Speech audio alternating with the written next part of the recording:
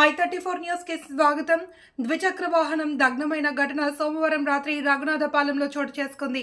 కేసీఆర్ నగర్ కు చెందిన మార్బుల్ కార్మికుడు షేక్ గౌస్ పాషా తన ద్విచక్ర వాహనంపై వైఎస్ఆర్ నగర్ నుండి ఇంటికి వెళ్తున్నాడు. మార్గం మధ్యలో ఇంజిన్ విఫలమై మంటలు రావడంతో వాహనం పూర్తిగా దగ్ధమైంది. ఈ ఘటన నుంచి గౌస్ పాషా క్షేమంగా బయటపడ్డారు.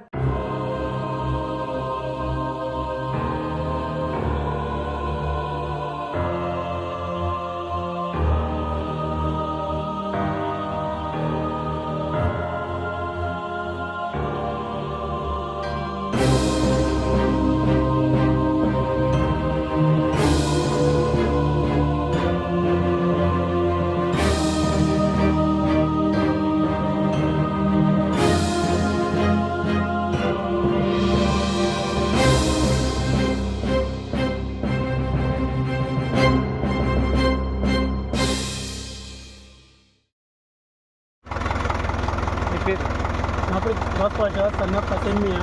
కేసీఆర్ కాలనీలో ఉంటా. వైజాగ్ కాలనీ నుంచి వస్తుంటే సడన్గా నా బండి కాలిపోయింది. ఎందుకు కాలిపోయింది అది? ఏమో తెలియదు సార్. అది సడన్గా బండి మీద ఎవరెవరు ఉన్నారు? నేను ఒక్కనే ఉన్నా సార్. సరే, ఓకే.